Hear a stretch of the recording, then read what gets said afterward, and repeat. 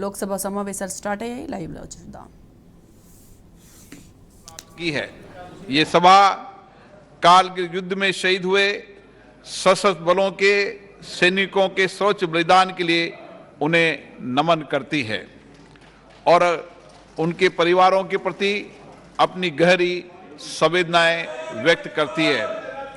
अब ये सभा उन सभी वीर सैनिकों की याद में कुछ देर मौन रहेगी जो हमारे राष्ट्र की एकता और अखंडता को अक्षुण्ण बनाए रखने के लिए वीर गति को प्राप्त हुए हैं।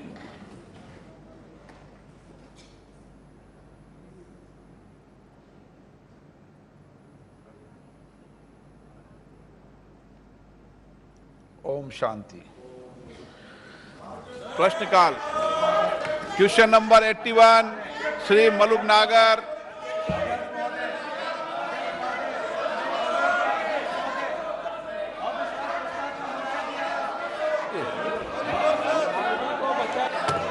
आप समझदार हैं, अनुभवी नेता हैं, 12 बजे लिया जाता है उसको। प्रश्न नंबर 81 के संसद में किस तरीके की बात करते हैं आप समझाइए अपने सदस्यों को। नो गलत तरीका। क्वेश्चन नंबर 81 श्री मलुक नागर। मंत्री जी प्रश्न नंबर 81 माननीय मंत्री जी सभा पटल पर जवाब रख दिया गया। मलुक जी सब मैं आज एक जो पहला प्रश्न लगा है उसमें मणिपुर से ऑटोमेटिक जुड़ जाता है और ये लोग मणिपुर के बारे में चर्चा नहीं चाहते क्या? जो जूट की खेती है वो मणिपुर में भी होती है, उड़ीसा में भी होती है, बिहार में भी होती है।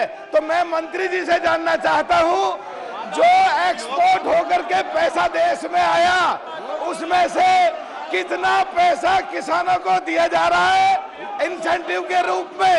और दूसरा, सरकार क्या कर रही है जो जूट की खेती नई टेक्निक से पूरे देश में, पश्चिमी उत्तर प्रदेश में भी जो ज्यादा बढ़ाई जा सके?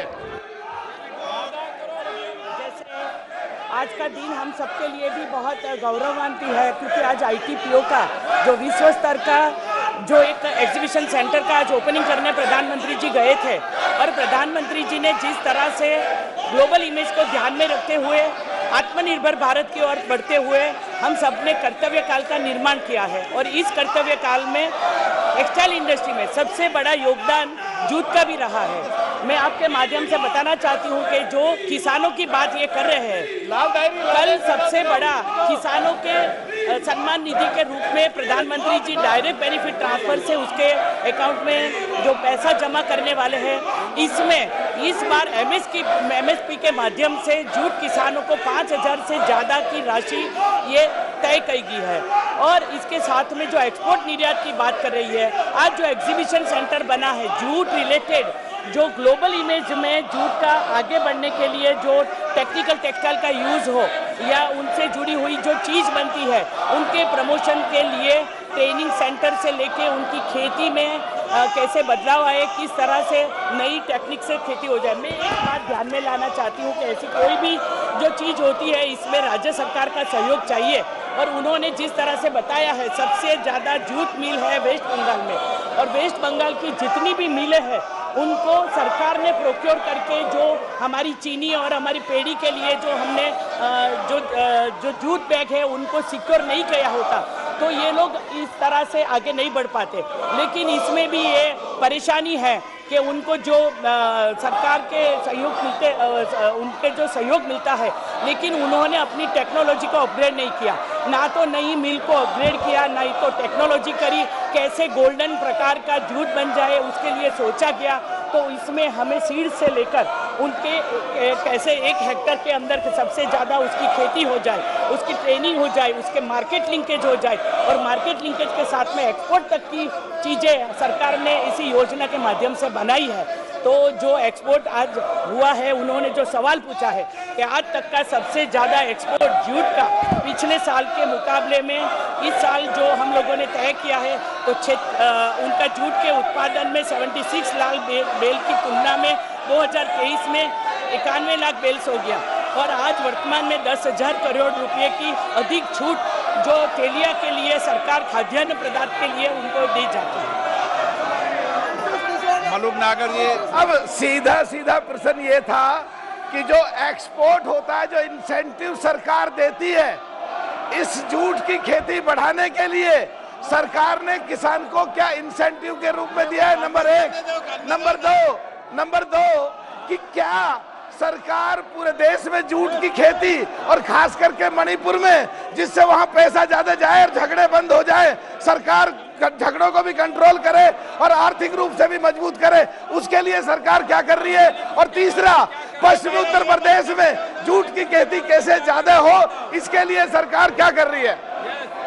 इनकी लड़कियां होती है जो श्रमिकों की बालिका होती है, उनको 10वीं और परीक्षा पास करने के लिए 5,000 और 12वीं की परीक्षा पास करने के लिए 10,000 रुपया की स्कॉलरशिप प्रदान की है। सरकार ने 21-23 के दौरान लगभग 8200 बालिका को 7,000 करोड़ रुपए का स्कॉलरशिप प्रदान किया है। इसके अलावा टेक्निकल टेक्सटाइल के लिए, जियो टेक्सटाइल के लिए, जो ज़्यादातर नॉर्थ ईस्ट में उसका उपयोग होता है, उसको बढ़ावा देने के लिए भी हम लोगों ने बहुत सारे इंसेंटिव लिए हैं। PLI स्कीम के माध्यम से, जो पूरे ग्लोबल में जिसकी चर्चा है, जब भी प्रधानमंत्री विदेश जाते हैं तो हमारी जो प्रोडक्शन लिंकेज जो स्कीम है, इसके माध्यम से हम लोगों ने बहुत सपोर्ट इंडस्ट्री को किया है। गोपाल मोदी सपोर्ट के साथ माध्यम से, एक्सपोर्ट के माध्यम से उनको एग्जीबिशन के लिए भी हम लोग भेजते हैं। लगभग 7,000 से ज़्यादा हैंडलूम हैंडीक्राफ्ट के साथ साथ में जूट को भी प्रदर्शनी में शामिल करते हुए टेक्सटाइल इंडस्ट्री ने तय किया है, टेक्सटाइल मिनिस्ट्री ने, तो जूट को भी जो हमारे यहाँ ग्रीन एनवायरनमेंट की ओर आगे बढ़ते हुए हम उनको भी सहयोग प्रदान करेंगे। Question number 82 Shri Arvind Sawant. Question number 82 Arvind Sawant. माननीय मंत्री जी, माननीय सदस्य question number 83 Shri Ashok Kumar Rawat. Question number 83 Statement is laid on the table of the House, sir.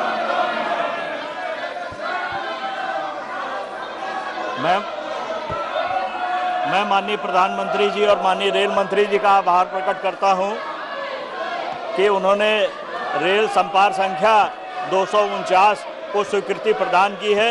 लेकिन इस विषय में मैं माननीय मंत्री जी से जानना चाहूँगा कि इसके निर्माण कार्य में काफ़ी विलम्ब हो रहा है, क्या इसके शीघ्र पूर्ण करवाए जाने हेतु कोई निर्देश पारित करेंगे? सांसद महोदय ने जो प्रश्न पूछा है, इनके क्षेत्र में 3 लेवल क्रॉसिंग्स है माननीय अध्यक्ष जी।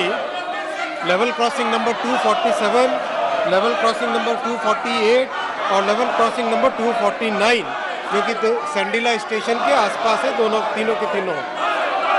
LC 247 में कंस्ट्रक्शन फिजिबल नहीं है, क्योंकि वहाँ पे दोनों तरफ बहुत ज़्यादा बिल्ट अप एरिया है और क्रॉस रोड्स भी है अप्रोच एरिया में। LC 248 का टेक्निकल और फिजिबिलिटी रिपोर्ट बन चुका है और उस काम को आगे बढ़ाया गया है। LC 249 में कॉस्ट शेयरिंग बेसिस पे ये प्रोजेक्ट अप्रूव हुआ था माननीय अध्यक्ष जी, और रेलवे ने इस कॉन्ट्रैक्ट को अवार्ड कर दिया है मई के 2022 में।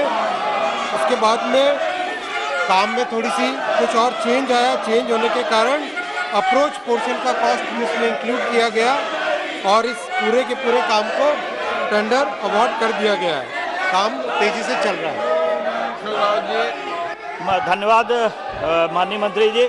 मैं दूसरा पूरक प्रश्न जानना चाहूँगा कि मेरे संसदीय क्षेत्र में Balamau railway station level crossing 257 है, जिसमें अंडरपास के लिए फाइल लंबित पड़ी हुई है रेल मंत्रालय में, और उसी के साथ ही 258 की लेवल क्रॉसिंग है जिस पर रेलवे ओवरब्रिज स्वीकृत हो चुका है। मैं माननीय मंत्री जी से जानना चाहूँगा कि 257 के रेलवे अंडरब्रिज और 258 के रेलवे ओवरब्रिज की आगे की प्रक्रिया में अविलंब प्रारंभ किए जाने हेतु कोई निर्देश देंगे? मान्यवर सांसद महोदय का सजेशन नोट किया गया सर, और मैं मान्यवर सांसद से निवेदन करूंगा कभी भी कार्यालय में बैठ के उसका कंप्लीट रिव्यू हम लोग कर लेंगे। Now Shri Krishna. With respect to the RUBs, road under bridges, there is a huge problem mainly in the rainy season, sir. There's a lot of water logging that is happening for almost 6 months a year, sir, and because of that, farmers are not able to access their field for 6 months a year, sir.